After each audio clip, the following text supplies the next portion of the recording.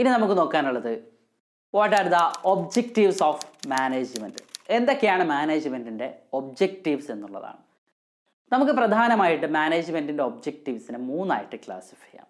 First one organisational objective, second one personal objective and third one social objective. ഇങ്ങനെ മൂന്ന് objectives ആണ് പ്രധാനമായിട്ട് മാനേജ്മെൻറ്റിനുള്ളത്. ഒന്ന് organisational objective, second one personal objective and third one social objective. അതിൽ നമുക്ക് ആദ്യത്തെ നോക്കാം. എന്താണ് ഓർഗനൈസേഷണൽ ഒബ്ജക്റ്റീവ്? അതായത് സ്ഥാപനവുമായി ബന്ധപ്പെട്ട ലക്ഷ്യങ്ങൾ എന്തൊക്കെയാണ്? First one reasonable profit. നമുക്കറിയില്ല, ഏതൊരു ബിസിനസ്സും പ്രവർത്തിക്കുന്നത് പ്രോഫിറ്റ് ഉണ്ടാക്കുക എന്നുള്ളതാണ്.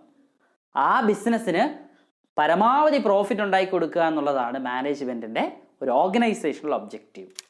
Second one two ensure the continuity of the business.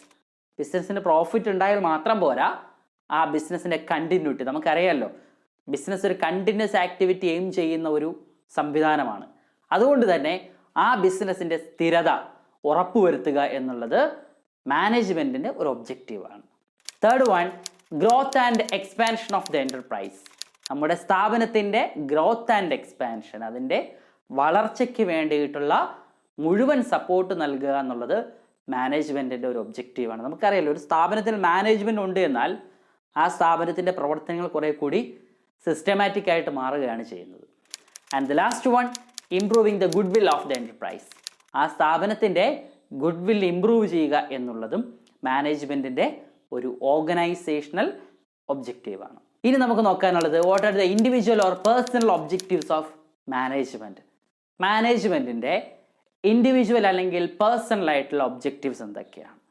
നമുക്കറിയില്ല, ഓരോ വ്യക്തിയും, നാം അടക്കമുള്ള ഏതൊരു എംപ്ലോയി ആവട്ടെ, അല്ലെങ്കിൽ നമുക്കൊരു എംപ്ലോയി ആയിട്ട് നിങ്ങൾ മാറുന്നു എന്ന് കരുതുക.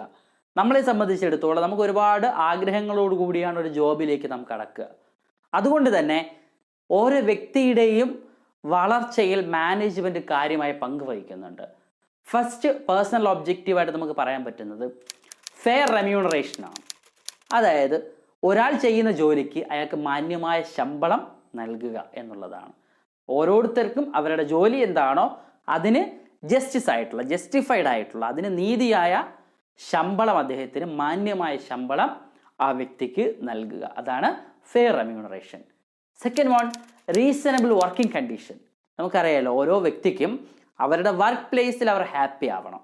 അങ്ങനെ ഹാപ്പി ആവണമെങ്കിൽ അവർക്ക് നല്ല വർക്കിംഗ് കണ്ടീഷൻ, നന്നായിട്ടുള്ള ഒരു തൊഴിൽ സാഹചര്യം നാം നൽകേണ്ടതുണ്ട്.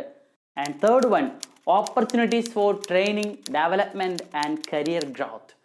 അതായത് ഓരോ വ്യക്തിക്കും ട്രെയിനിങ് ചെയ്യപ്പെടാനും ഡെവലപ്പ് ചെയ്യുന്നതിനും അതുപോലെ തന്നെ അവരുടെ കരിയർ ഗ്രോത്തിനും, അവരുടെ കരിയറിൽ ഒരു ഗ്രോത്ത് ഉണ്ടാകാനുമൊക്കെ മാനേജ്മെൻറ്റ് ഹെൽപ്പ് ചെയ്യാറുണ്ട്. അതായത് കൃത്യമായൊരു മാനേജ്മെൻറ്റിലൂടെ നമുക്കിതൊക്കെ തന്നെ നടപ്പിലാക്കാനായിട്ട് സാധിക്കുന്നതാണ്. ഈ ട്രെയിനിങ്, ഡെവലപ്മെൻറ്റ്, ഈ രണ്ട് ടേംസ് കുറേയധികം ഡിഫറെൻ്റ് ആയിട്ടുള്ള, പലപ്പോഴും പല ആളുകളും ഒന്നാണ് എന്ന് കരുതുന്ന ടേംസാണ് ട്രെയിനിങ്ങും ഡെവലപ്മെൻറ്റും. നമുക്കിനി ഇതിനകത്ത് സ്റ്റാഫിംഗ് എന്നൊരു ചാപ്റ്റർ ഡിസ്കസ് ചെയ്യാനുണ്ട്. അവിടെ ഇതിൻ്റെ കൃത്യമായ ഡിഫറൻഷ്യേറ്റ് ചെയ്തിട്ട് തന്നെ നമുക്ക് അവിടെ ഡിസ്കസ് ചെയ്യാം. And the last one reasonable security of service. അവരുടെ സേവനത്തിന് ഒരു സെക്യൂരിറ്റി, അതായത് ഒരാൾ ഒരു സ്ഥാപനത്തിൽ ജോലിക്ക് കയറുമ്പോൾ അയാളുടെ ലൈഫിനും അയാളുടെ സർവീസിനുമൊക്കെ ഒരു സെക്യൂരിറ്റി, ഒരു ജോബ് ഉണ്ടാവുക. ഒരു നല്ല മാനേജ്മെൻറ്റിൻ്റെ അണ്ടറിൽ പ്രവർത്തിക്കുക എന്ന് വെച്ചാൽ അവർക്ക് നല്ലൊരു സെക്യൂരിറ്റിയാണ് അവിടെ ലഭിക്കുന്നത്. മൂന്നാമത്തെ ഒബ്ജക്റ്റീവാണ് സോഷ്യൽ ഒബ്ജക്റ്റീവ്. ഒരു ബിസിനസ് പ്രവർത്തിക്കുന്ന സൊസൈറ്റിയിലാണ്. അതുകൊണ്ട് തന്നെ സൊസൈറ്റിയോട് കുറേയധികം ബാധ്യത, റെസ്പോൺസിബിലിറ്റീസ് ബിസിനസ്സിനുണ്ടെന്ന് അല്ലെങ്കിൽ മാനേജ്മെൻറ്റിനുണ്ട് എന്ന് നാം +1 തന്നെ പഠിച്ചതാണ്. നമുക്കിനി നോക്കാനുള്ളത് what are the social objectives of a management. മാനേജ്മെൻറ്റിൻ്റെ സോഷ്യൽ ഒബ്ജക്റ്റീവ്സ് എന്തൊക്കെയാണ്? First one quality goods and services at fair price to the consumers. നമുക്കറിയാം, കൺസ്യൂമേഴ്സിന് നമ്മുടെ ഗുഡ്സ് ആൻഡ് സർവീസസ് നല്ല ക്വാളിറ്റിയോടുകൂടി നൽകുക. അതുപോലെ ഫെയർ പ്രൈസ്, അവരെ ഒരുപാട് ബുദ്ധിമുട്ടിക്കാതെ അവർക്ക് ഫെയർ പ്രൈസിൽ, മാന്യമായ നിരക്കിൽ വിൽക്കുക. Second one honest and prompt payment of tax to the government. ഗവൺമെൻറ്റിന് കൃത്യസമയത്ത് സത്യസന്ധമായി തന്നെ ടാക്സ് പേ ചെയ്യുക. Third one conservation of environment and natural resources. നമ്മുടെ എൻവയോൺമെൻറ്റിനെയും അതുപോലെ അതായത് നമ്മുടെ പരിസ്ഥിതിയെയും നമ്മുടെ പ്രകൃതി വിഭവങ്ങളെ നാച്ചുറൽ റിസോഴ്സസിനെയും കൺസർവേറ്റ് ചെയ്യുക. കൺസർവേറ്റ് ചെയ്യുക എന്ന് വെച്ചാൽ അതിനെയൊക്കെ സംരക്ഷിക്കുന്ന തരത്തിൽ, അതിനെ നശിപ്പിക്കാതിരിക്കുക. Next one, fair dealing with suppliers, dealers and competitors. നമുക്ക് റോ മെറ്റീരിയൽസ് പ്രൊവൈഡ് ചെയ്യുന്ന സപ്ലയേഴ്സ് ആകട്ടെ, അല്ലെങ്കിൽ നാം ബന്ധപ്പെടുന്ന ഡീലേഴ്സ് ആകട്ടെ, ഈവൻ നമ്മുടെ കോമ്പറ്റീറ്റേഴ്സ് ആവട്ടെ, അവരോട് വളരെ മാന്യമായി മാത്രം ഡീല് ചെയ്യുക എന്നുള്ളതാണ്. അവർക്ക് ഹാംഫുൾ ആയിട്ടൊന്നും ചെയ്യാതിരിക്കുക. Next one, preservation of ethical values of the society. നമ്മുടെ സമൂഹത്തിന് കുറേയധികം എത്തിക്കൽ വാല്യൂസ് ഉണ്ട്, അല്ലെങ്കിൽ ധാർമ്മികമായ കുറേയധികം മൂല്യങ്ങളുണ്ട്. അതിനെ പ്രിസർവ് ചെയ്യുക, അതിനെ സംരക്ഷിക്കുന്ന തരത്തിലായിരിക്കണം ഒരു മാനേജ്മെൻറ്റ് പ്രവർത്തിക്കേണ്ടത്. And finally, providing employment. അതായത് നമ്മുടെ സൊസൈറ്റിയിൽ എംപ്ലോയ്മെൻറ്റ് പ്രൊവൈഡ് ചെയ്യുക എന്നുള്ളതൊക്കെയാണ് പ്രധാനമായിട്ടുള്ള മാനേജ്മെൻറ്റിൻ്റെ സോഷ്യൽ ഒബ്ജക്റ്റീവ്സ്. ഇനി നമുക്ക് നോക്കാനുള്ളത് what are the need and importance of management. അതായത് മാനേജ്മെൻറ്റിൻ്റെ ആവശ്യകതയും അതിൻ്റെ പ്രാധാന്യവും. നമുക്ക് മനസ്സിലായിട്ടുണ്ട് മാനേജ്മെൻറ്റ് ഒരു ഇമ്പോർട്ടൻ്റ് ആയിട്ടുള്ള ഫാക്ടറാണ്. ഏതൊരു ബിസിനസ്സിൻ്റെയും അല്ലെങ്കിൽ ഏതൊരു സ്ഥാപനത്തിൻ്റെയും നല്ല നടത്തിപ്പിന് മാനേജ്മെൻറ്റ് വളരെ പ്രധാനപ്പെട്ട ഒരു ഘടകമാണ്. അപ്പോൾ അതുകൊണ്ട് തന്നെ മാനേജ്മെൻറ്റ് ഒരുപാട് ഇമ്പോർട്ടൻസ് നമ്മുടെ ഒരു ഓർഗനൈസേഷനിലുണ്ട്. And the first importance is helps in achieving the group goals. നമ്മുടെ സ്ഥാപനം എന്താണോ തീരുമാനിച്ചിരിക്കുന്നത് ആ ലക്ഷ്യം നേടിയെടുക്കുന്നതിന്, ആ ഗോൾ നേടിയെടുക്കുന്നതിന് മാനേജ്മെൻറ്റ് ഹെൽപ്പ് ചെയ്യുന്നുണ്ട്. ദാറ്റ് മീൻസ് എന്താണോ നമ്മുടെ ഗോൾ, ആ ഗോൾ അച്ചീവ് ചെയ്യാൻ വേണ്ടിയിട്ടുള്ള ഒരു ടൂൾ, ഒരു ഡിവൈസ് ആണ് ആക്ച്വലി മാനേജ്മെൻറ്റ് എന്ന് പറയുന്നത്. Second one, increase the efficiency. നമ്മുടെ എഫിഷ്യൻസി, നമ്മുടെ കാര്യക്ഷമത വർദ്ധിപ്പിക്കാൻ സഹായിക്കുന്നു. എന്താണ് എഫിഷ്യൻസി എന്ന് നാം ഈ ചാപ്റ്ററിൻ്റെ തുടക്കത്തിൽ തന്നെ പറഞ്ഞിട്ടുള്ളതാണ്.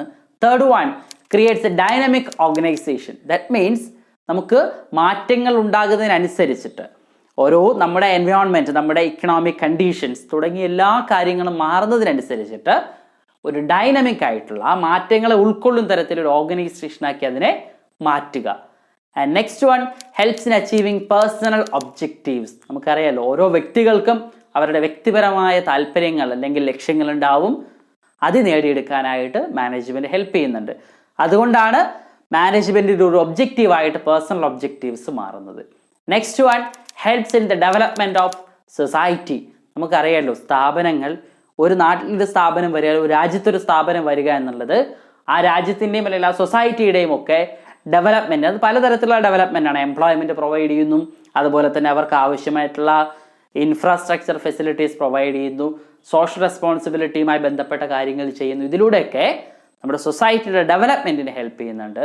And next one, it helps to meet the challenges.